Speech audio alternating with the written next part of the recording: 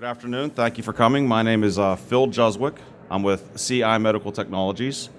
We are an injection molding organization that deals specifically with the medical industry. We're here today to talk about material selection, and I'm not going to get into the deep weeds about engineering aspects or marketing aspects or purchasing. I'm going to try to touch a little bit on all of these disciplines and what I'm calling a comprehensive approach to choosing the best material for your injection molded part.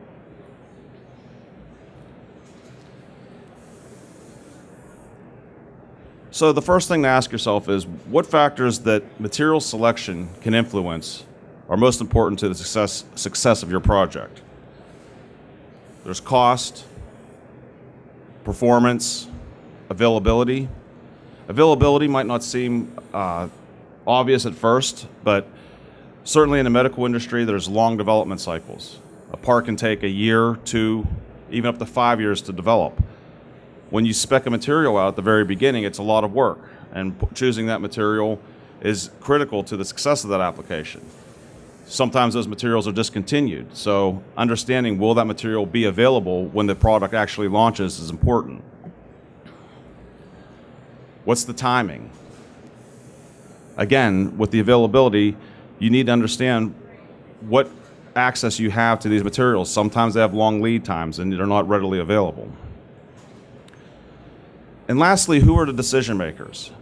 And again, you don't want to operate in a vacuum. This isn't an engineering-only function. This isn't a purchasing-only function. You should have people on staff and on board that includes purchasing, quality, engineering, design, development, and your material vendors as well. The people that you're buying the materials from, they could be a key part of this team.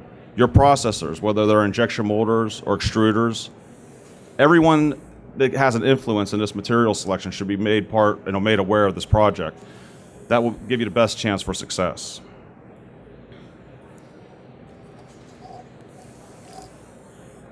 So whether you're in engineering or purchasing, what are the questions, what are the factors that are important to the success of your project?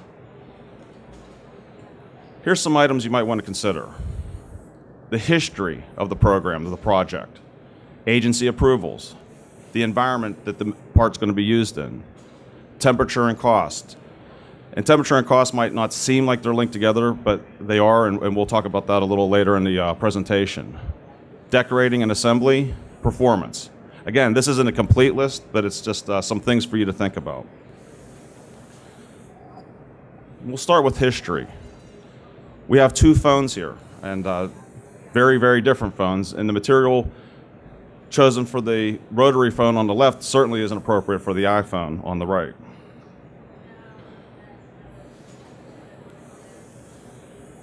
So what is the best material for the application? In the case of the rotary phone, you have very thick walls. It's a thermoset plastic.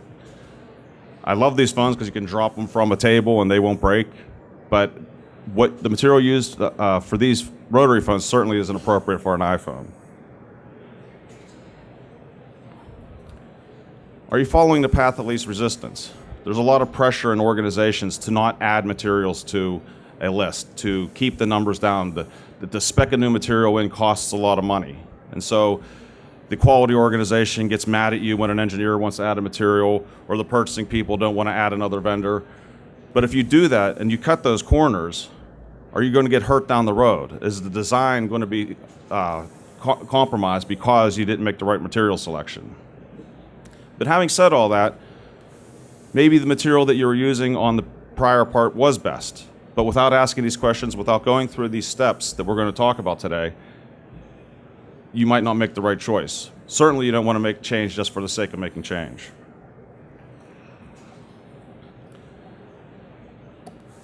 Every regulated industry is controlled by an agency, whether it's automotive, aerospace, in our case, medical. In medical, you have to deal with FDA, RoHS, USP. If it's a motor or electrical components involved, UL control is in place. And when I say approvals, we're talking about these agencies testing these materials and approving them for use in applications like automotive or like electrical. For instance, if we have a Class 2 device that's going to be used both domestically and in Europe, and it's going to be implanted, there's a very good chance that you're going to need FDA, USP, UL, IEC, RoHS, and ISO approvals. Every one of these agencies is going to be involved. What does that do to your material selection process? Well, it limits the number of materials available to you because not all materials are going to fit that bill. Not all of them are going to be approved to be used in these types of devices. The next thing to consider is the environment. Again, we are a medical molder, so we'll look at this operating room and the environment that our parts are going to get used in.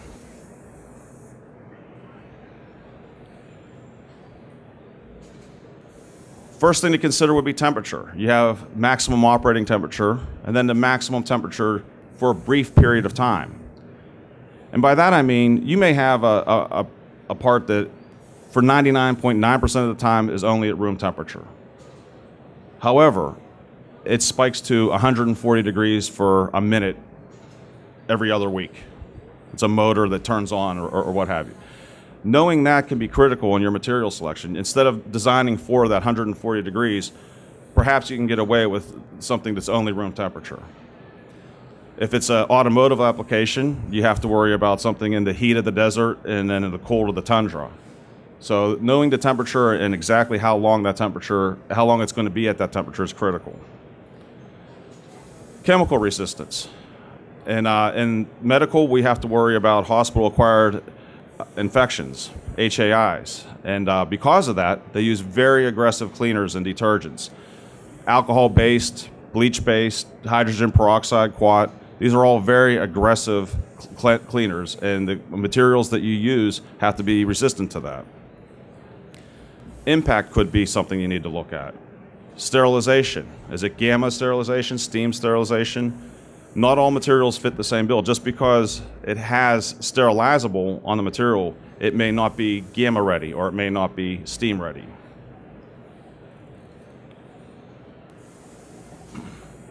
Here we're going to talk about temperature and cost. And as I mentioned, these do go hand in hand. So this is a typical plastics triangle. And we're going to look at this from bottom to top here. As you can see, the commodity plastics, the less expensive plastics, are at the bottom of this triangle, moving up to engineering thermoplastics and high temperature thermoplastics. The high temperature thermoplastics obviously have a higher operating temperature than do the commodity plastics. And as you move up the triangle, the cost of these materials goes up as well. So knowing the temperatures and knowing the requirements in regard to temperature are critically important to saving you money, to helping you launch a successful product. Another consideration would be decorating and assembly. Here you can see pad printing, ultrasonic staking, any kind of secondary machining, vacuum metallizing. Any of these operations that take place post-molding need to be established and understood up front, early on in the project, because any one of these can lend itself to a specialized material. Taking another look at our plastics triangle, and this time we're going to read it right to left. You have amorphous materials on the left and semicrystalline on the right. So the materials on the left, they tend to soften and melt over a wider range of temperature.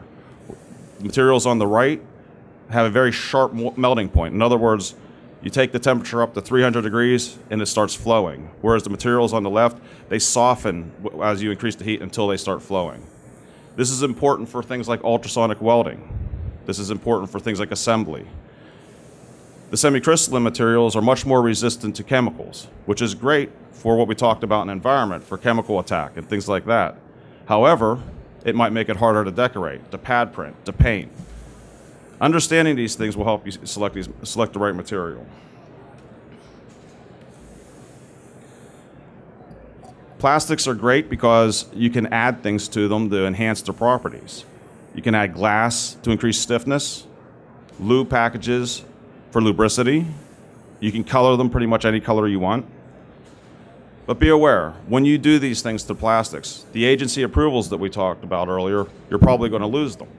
So the chances are, you add that glass, it may not be UL approved anymore. You customize it, you might have to wait 6 months, a year, even 2 years to get that UL approval or that FDA approval. These can delay projects, and this happens all the time. We worked on a project about a year and a half ago, Jared and I did, where there really wasn't a material available that suited this customer's need. We had to pick a very exotic material that it was a one-off. There's one material in the world that would work in this application.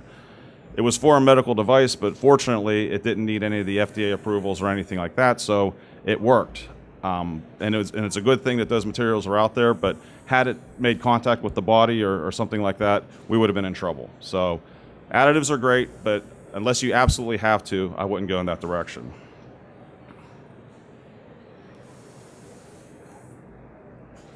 So from a purchasing standpoint, I think it's important to understand where it all begins. And basically, synthetic thermoplastics all start at crude oil, okay? From the crude oil, you pull out a monomer. And a monomer, as defined, is a molecule that can be bonded together with identical molecules to form a polymer. So it's these monomers that we're interested in. So you take the crude oil, it goes to an oil refinery, pulls out those monomers, goes to a plastics petrochemical plant. Polymerization takes place, you create the pellets, then gets sent to a plastics factory like our factory, injection molding or extrusion. We convert it into consumer goods or medical devices.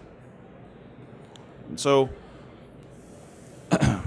from there, a little closer look at the refinery is you take the crude oil, you heat the crude oil. And within a column, you have different layers of viscosity. The very thickest, highest temperature is asphalt at the bottom, as you can see. And as you move up to heavy oil, light oil, gasoline, and then liquid petroleum gas. We're interested in the 35 to 180 degrees C area. This is where the monomers are extracted to create plastics. And so why is that important? The reason that's important is these monomers are commodities. These are what, just like crude oil drives the price of your plastics, the monomers are driving the price of your plastics. So there's a lag behind the price of crude oil and the cost of a pellet that makes this widget. If you can track the crude oil, you're going to understand what the price is over time. If you can track the monomer, that lag is a little less. So if you have a high volume project with a pricing that is very sensitive, and you put yourself into a volatile market, a plastic that's made that's a very volatile market that goes up and down drastically, it's going to be hard to predict the pricing over time. If you put yourself into more of a predictable monomer, something that's more flat over time, and these things can be found out by your material suppliers, it's going to make you a lot more successful in pricing these products. There's a couple of tools that I want to mention that are going to help you with material selection. One of them is UL Prospector. UL bought this web-based program a couple of years ago. It's now free, which I highly recommend anyone that's in the industry to sign up for it. And basically, it's a keyword-driven tool.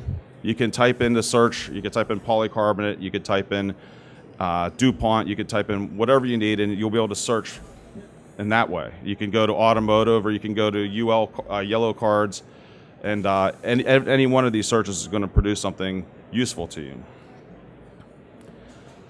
In this instance, I picked a material from Celanese, an acetal, and if we're going to go back to the example that I gave before, I have a product that's going to be manufactured in the States and in Europe. As you can see, its availability is in both places. It's a medical material. This is a pretty good selection so far for that application I was talking about. And these things are available at your fingertips. For the engineers, as you go down this page, you can get the impact or the stiffness or whatever design criteria you might need to be able to help you design the part. And you can also see there's tabs. There's tabs for processing. There's tabs for the data that we just saw. And more importantly, the one that I circled here is where to buy. Celanese is the manufacturer of this particular material that I picked here. I'm not going to be using 1 million pounds of this. I might use 20,000 or 30,000 pounds. So Celanese isn't going to sell this directly to me. I'll have to go to a distributor. And I can see Amco Polymers distributes this. That works because we buy from Amco, so this is a viable product. This is a viable material for us to take a look at. Not all, the engineers aren't always looking at this. The purchasing people aren't always looking at what the engineers are concerned about. And that's why I say you need to have that comprehensive team in place. So throughout this discussion, we've had questions, and I basically keep posing question after question depending on the discipline that is your concern, be it engineering, be it purchasing, be it design. I would encourage you to get together with all these teams and put together a list of questions, a comprehensive list of questions like you have here. You'll see a lot of these questions are some of the things that I went over on the slides. And ask these at the beginning of every project.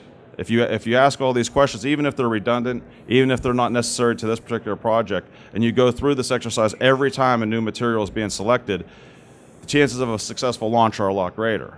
The last thing you want to do is fall into the trap of picking something because it's something you used before and finding out later that it really wasn't appropriate. So at the end of the day, I think it's important to make sure you have a team in place and make sure that everyone brings their questions to the table, and that's my comprehensive approach. That's it. If you have any questions, I'd be happy to answer them. Thank you very much.